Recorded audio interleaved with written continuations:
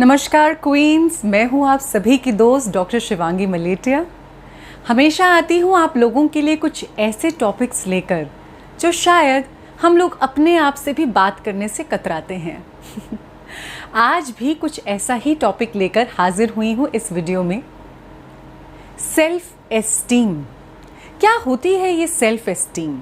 बहुत बार इसके बारे में सुनते हैं, चर्चा करते हैं, बड़े वीडियोस सुने हैं, ग्रुप डिस्कशंस देखी हैं और उनका हिस्सा भी बने हैं। लेकिन है क्या ये सेल्फ एस्टीम? क्या आपकी है एक अच्छी सेल्फ एस्टीम? भाई, सेल्फ एस्टीम का एक सीधा साधा मतलब ये है कि हम अपने बारे में क्या सोचते हैं, हम अपने आप को 1 से 10 के पड़ाव पर कितना आंकते हैं, हम अपने आप को कितना पसंद करते हैं, खुद से कितना संतुष्ट रहते हैं। ये सभी चीज़ें कहीं ना कहीं हमारी सेल्फ एस्टीम को डिफाइन करती हैं। अब भाई, सेल्फ एस्टीम का अच्छा होना इतना ज़्यादा ज़रूरी क्यों है? इसलिए शायद क्योंकि हम जितना अच्छा अपने बारे में फील करेंगे, महसूस करेंगे, उतना ही अच्छा प्रभाव हमारी फिजिकल हेल्थ पे आएगा, उतना ही ज़्यादा आत्मविश्वास और शांतिपूर्वक हम लोग अपनी मानसिक हेल्थ को आगे बढ़ा पाएंगे और उतना ही स्थिरतापूर्वक हम अपने पूरे जीवन में अपने हर कार्यशैली को पूर्णतया निभा पाएंगे। इसीलिए सेल्फ एस्टीम का अच्छा होना भी बहुत ज़रूरी है। लेकिन कई बार हम देखते हैं कि पूरे के पूरे जो हमारा सर्कल है, ग्रुप ऑफ फ्रेंड्स हैं, सोशल सर्कल है, उसमें कहीं ना कहीं मोटे मोटे 2 हिस्सों में हम लोगों को बांट पाते हैं। पहला हिस्सा जो बिन बात के ही अपने बारे में बड़ा खुश रहता है, बड़ा संतुष्ट रहता है। हमें समझ नहीं आती कि ये लोग अपने बारे में इतना अच्छा कैसे फील कर लेते हैं। मतलब हमारी नज़रों में ये लोग ओके ओके हैं या कुछ मतलब ठीक ठाक सा स्टैंड रखते हैं। हाँ, हमेशा पढ़ाई में भी ओके ओके रहे, एवरेज रहे, आगे जाके ज़िंदगी में भी बड़ी एवरेज तरीके की ज़िंदगी बिता रहे हैं। इनका जो वर्क कल्चर है वो भी बड़ा एवरेज सा है, लेकिन फिर भी इनकी खुशी का कोई ठिकाना ही नहीं होता। इनकी खुशी और इनका सेल्फ कॉन्फिडेंस बियॉन्ड एवरेज होता है, बल्कि सक्सेसफुल लोगों के बराबर होता है। और कहीं ना कहीं ये धीरे धीरे करके हमें विश्वास भी दिला देते हैं कि भाई हम तो बहुत ही ज़्यादा सक्सेसफुल हैं और बहुत खुश हैं अपने आप के साथ। और दूसरी श्रेणी है उन लोगों की जो हर तरीके से भरपूर दिखाई पड़ते हैं, हर तरीके से बिल्कुल एकदम अव्वल, पढ़ाई में अव्वल, सबसे अच्छा जॉब इनके पास, सारे फ्रेंड सर्कल के मुकाबले अगर सैलरीज देखी जाएं तो इनके पास सबसे अच्छी, इनकी बीवी भी सबसे सुंदर या इनका हस्बैंड सबसे अव्वल दर्जे का हस्बैंड माना जाता है। लेकिन फिर भी ये हमेशा अपने बारे में बहुत ही थकेली सोच रखते हुए पाए जाते हैं। बहुत ही ज़्यादा ऐसे कि बस ओहो, मेरे साथ लाइफ में ये क्या हो गया, मैं शायद इतनी अच्छी नहीं हूँ जितना तुम लोग मुझे समझ रहे हो, मैं शायद इतना नहीं आंकती हूँ खुद को, वगैरह वगैरह। यानी कि इनके साथ कुछ भी अच्छा हो जाए, still they will always look very very depressive about themselves, है ना? तो ये पहले डिस्कस करना या पहले इस बात को समझना कि एक्चुअल में हमारी सेल्फ एस्टीम किन चीज़ों पर निर्भर करती है, क्या है जो हमारी सेल्फ एस्टीम को बनाता है। तो साइकोलॉजिस्ट्स के हिसाब से 3 मेजर फैक्टर्स होते हैं सेल्फ एस्टीम को बनाने के। क्या क्या? पहले नंबर पे कि हम अपने सेम जेंडर के पेरेंट के मुकाबले कैसा परफॉर्मेंस दे रहे हैं लाइफ में।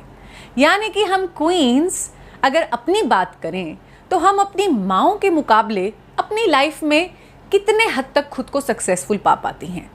यानी कि पहला कंपैरिजन जो हमारा दिमाग करता है हमारी सेल्फ एस्टीम बनाने के लिए, वो हमेशा हमारी खुद की माँ के साथ होता है।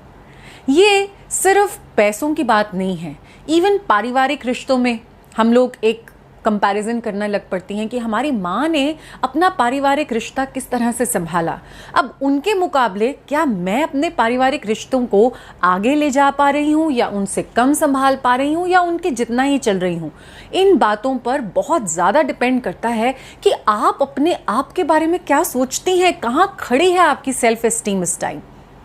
कई लोगों की जो मदर्स हैं, कई क्वींस की मदर्स, वो बहुत ज़्यादा सुपर सक्सेसफुल रहीं, चाहे वो उनकी फैमिली लाइफ है, चाहे वो उनकी फाइनेंशियल बैकग्राउंड रहा, चाहे वो उनका सेल्फ कॉन्फिडेंस रहा, है ना। और जो क्वीन है हमारी, वो कहीं ना कहीं अपने आप को कम आंकने लग पड़ी अपनी मदर के कंपैरिजन में। तो तो ऑटोमेटिकली तुम्हारा सेल्फ एस्टीम जो है भैया वो लो हो जाएगा।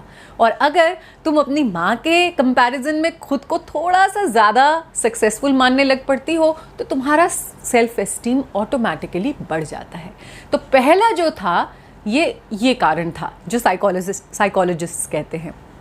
अब जो दूसरा कारण साइकोलॉजिस्ट बताते हैं कि भाई जो हमारा पीयर ग्रुप है, पीयर ग्रुप में आ गए ऐसे लोग जो हमारे साथ पढ़े हैं स्कूल टाइम में, जो हमारे साथ कॉलेज में पढ़े हैं, जो हमारे साथ में अभी वर्क ग्रुप में काम करते हैं, ऑलमोस्ट एक जैसे वर्क ग्रुप में, उनके मुकाबले हमारी प्रोफेशनल और पर्सनल लाइफ सक्सेसफुल है या नहीं है। यानी कि कई बार क्या होता है कि एक साथ 5-6 सहेलियां साथ में पली बड़ी होती हैं। अब उनमें से कोई एक सहेली बड़े होते होते कुछ टाइम बाद उनको पता लगता है कि भाई उसने तो बहुत ही अच्छी जॉब हासिल कर ली है और वो तो बहुत आगे निकल गई है लाइफ में, किसी ने बहुत ही एकदम धमाकेदार वाला बिजनेस शुरू कर लिया है, वो बहुत बड़ी एंटरप्रेन्योर बन गई है। कोई एक लेडी है जो वो बहुत ही सक्सेसफुल होम मैनेजर बन गई है और उसके बच्चे बहुत लायक निकल गए हैं। और कहीं ना कहीं हम लोग एक दूसरे से कंपैरिजन करके खुद को कम आंकना शुरू कर देते हैं, खुद को अपनी ही नज़रों में कम गिनना शुरू कर देते हैं और अपनी सेल्फ एस्टीम को कम कर लेते हैं। तीसरा कारण जो साइकोलॉजिस्ट बताते हैं कि आपका चाइल्डहुड एक्सपीरियंस ऑफ लव कैसा रहा। यानी कि कुछ बच्चों का बचपन इतना सुहावना रहता है कि उन्हें बिना मांगे ही अबंडेंस में प्यार मिलता है। कोई फ़र्क नहीं पड़ता माँ बाप को कि भाई बच्चा फर्स्ट आया, सेकंड आया या थर्ड आया। कई बार बच्चा क्लास में मात्र पास ही हो जाए तो भी उसके माँ बाप न्योछावर कर देते हैं अपना पूरा प्यार उसके ऊपर। कई बार बच्चा फेल भी हो जाए तो भी माँ बाप उसको इतना सपोर्ट करते हैं, बचपन में इतना प्यार देते हैं कि बच्चे के लिए एक बात क्लियर हो जाती है कि life is not at all a race और a constant competition for attaining love. Love यानी कि एक बेसिक फीलिंग हमारी लाइफ की जिस पे हमारा पूरा जीवन आधारित होता है, उसके लिए भी अगर बचपन में किसी बच्चे को लगातार मेहनत मुशक्क़त करनी पड़े, एक कंपटीशन का हिस्सा बनना पड़े, रेस में दौड़ लगानी पड़े और अगर रेस की दौड़ में वो कहीं गलती से पहले की जगह दूसरे नंबर पे आ जाए तो उसे अपने माँ बाप से वो प्यार ना मिले जिसका वो हकदार है, जो प्यार एक्चुअल में सिर्फ उस रिश्ते का प्यार होता है। उस प्यार के कोई मायने नहीं होते, उस प्यार का कोई व्हाट डू यू से एक बेसिस नहीं होता है कि बेटा तुम फर्स्ट आओगे तो तुम्हें ज़्यादा प्यार मिलेगा, तुम सेकंड आए तो थोड़ा कम, और अगर तुम फेल हो गए तो तुम्हें प्यार के नाम पे कुछ भी नहीं मिलेगा हमारे से। तो अगर हमारा बचपन अबंडेंस ऑफ लव में बीता है तो हमारा सेल्फ एस्टीम ऑटोमेटिकली बहुत ज़्यादा होता है, क्योंकि हम फील करते हैं कि हम चाहे लाइफ के किसी भी फील्ड में कैसी भी परफॉर्मेंस दें, उस पर यह निर्भर बिल्कुल नहीं करेगा कि हम कैसे इंसान हैं। हम इतने अच्छे इंसान हैं कि हमें इस अबंडेंट लव का हक है।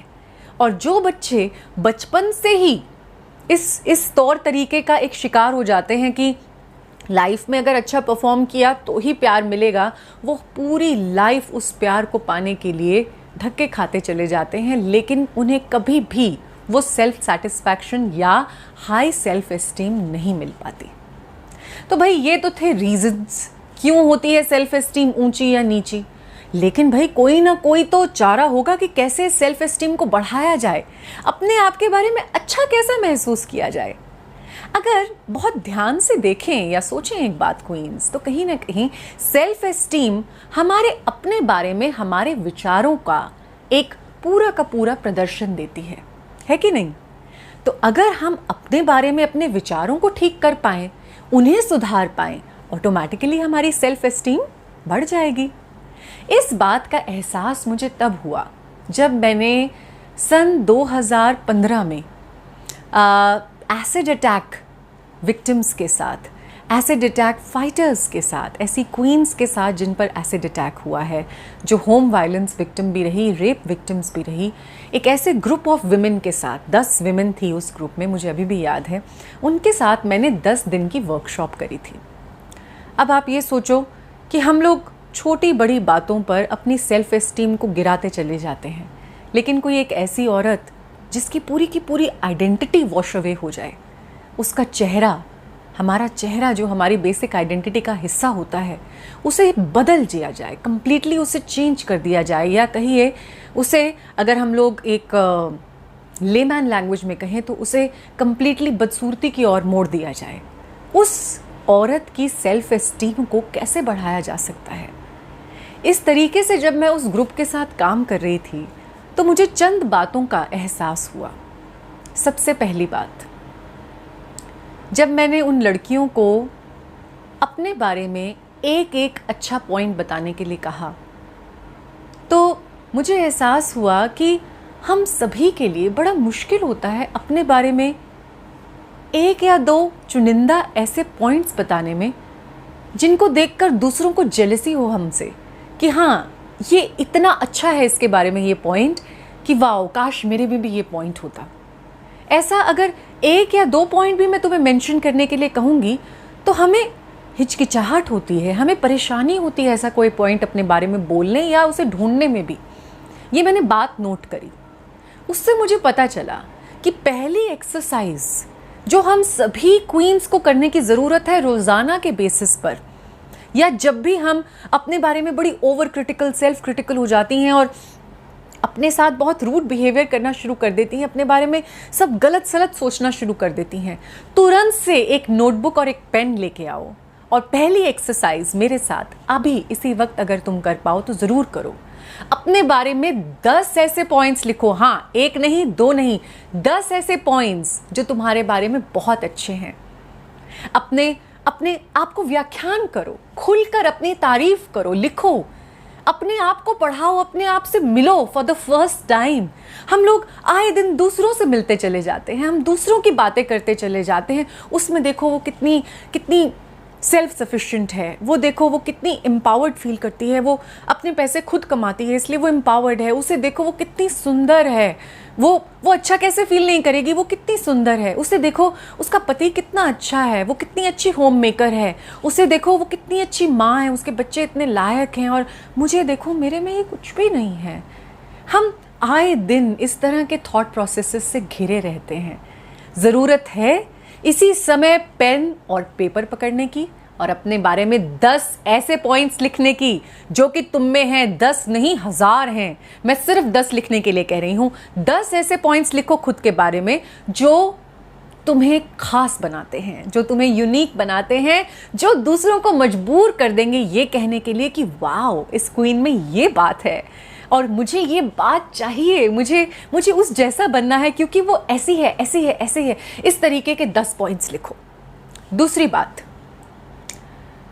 जब भी मैंने उन लड़कियों को एक दूसरी एक्सरसाइज का हिस्सा बनाया जिसमें मैं एक लड़की को सेंटर में खड़ी कर देती थी और हम सारी लड़कियां, बाकी की लड़कियां उसके चारों तरफ सर्कल बना के खड़े हो जाते थे और एक एक लड़की उस लड़की के बारे में जो सेंटर में खड़ी है एक एक खास बात बोलती थी, एक कॉम्प्लीमेंट बोलती थी।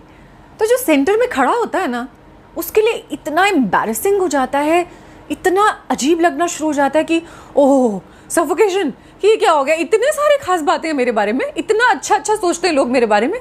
क्योंकि हमें आदत ही नहीं होती है कॉम्प्लीमेंट्स एक्सेप्ट करने की, हमें आदत ही नहीं होती है। करके देख लो किसी भी एक व्हाट्सएप ग्रुप, आजकल तो चलो हम लोग नहीं कर सकते हैं कोरोना की वजह से मीटिंग्स वगैरह, लेकिन आप वर्चुअल मीटिंग्स करिए, आप वर्चुअल व्हाट्सएप ग्रुप के अंदर आप किसी को कॉम्प्लीमेंट दे के देखिए। वो इंसान कॉम्प्लीमेंट के लिए धन्यवाद बाद में करेगा, लेकिन आपको एक्सप्लेनेशन पहले देना शुरू कर देगा कि भाई वो इतना भी खास नहीं है जितना आप उसको बना रही हैं। हाँ, इतनी भी कोई खास बात नहीं है जी मेरे अंदर, वो तो मैंने ऐसे ही ये कर दिया, वो तो मैंने वैसे ही वो थोड़ा बहुत मैं कर देती हूँ। मतलब हम लोग मॉडेस्टी के चक्कर में, हम्बल होने के चक्कर में कॉम्प्लीमेंट्स एक्सेप्ट करना भूल गए हैं।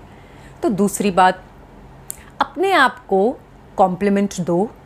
जब भी शीशे के सामने खड़ी हो अपने आप को कॉम्प्लीमेंट करो, चाहे जिस भी चीज़ के लिए, बल्कि मैं तो कहूँगी उन चीज़ों के लिए कॉम्प्लीमेंट करो जिनके बारे में तुम और भी ज़्यादा क्रिटिकल हो।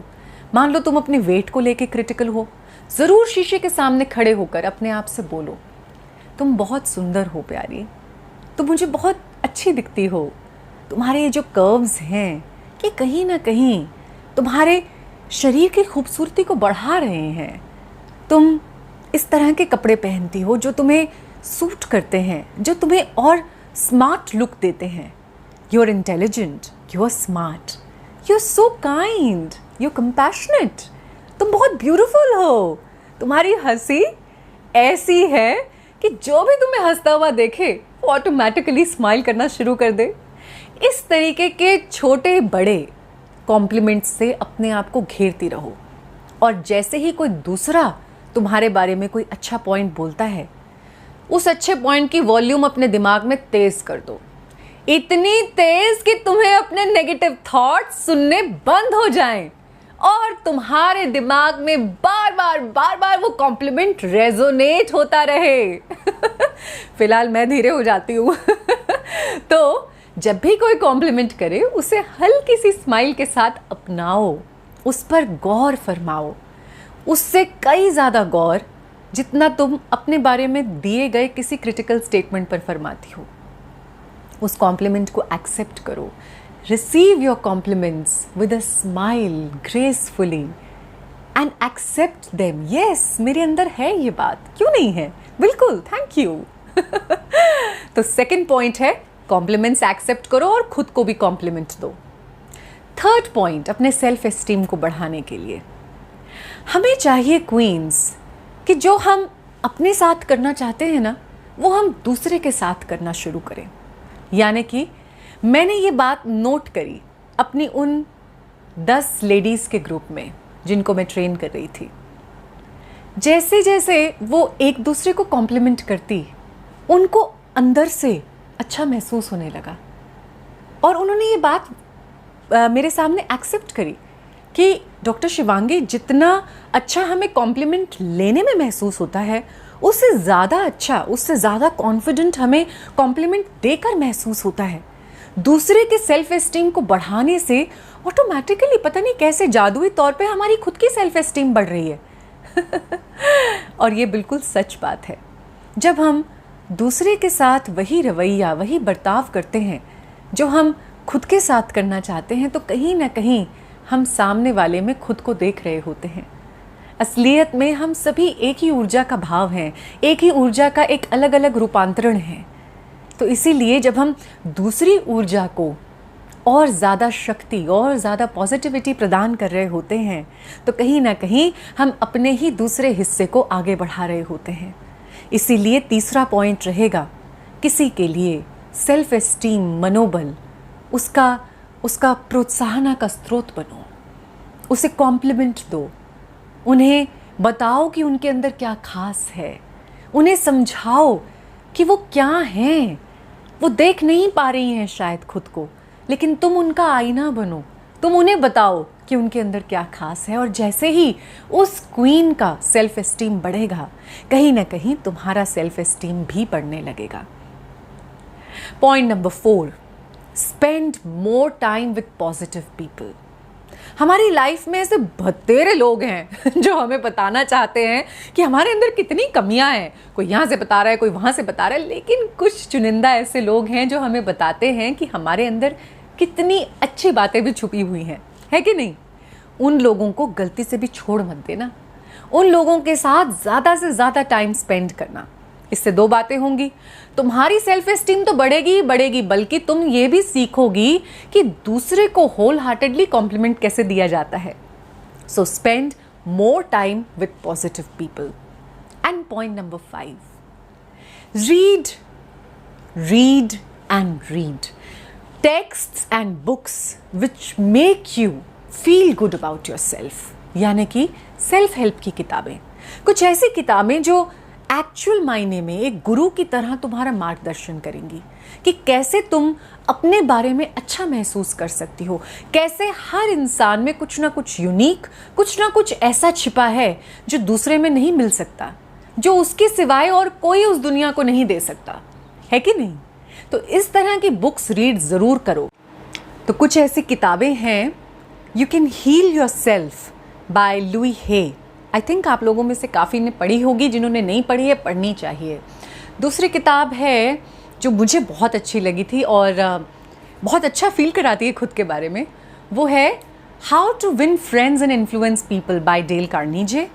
एंड तीसरी किताब है the power of positive thinking by Norman Vincent पेले।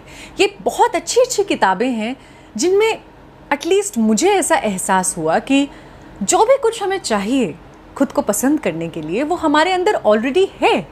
सिर्फ चाहिए तो एक पर्सपेक्टिव, एक नया नज़रिया लाइफ के प्रति, अपने आप के प्रति, अपने आप को देखने का लेंस बदलने की ज़रूरत है। That's it.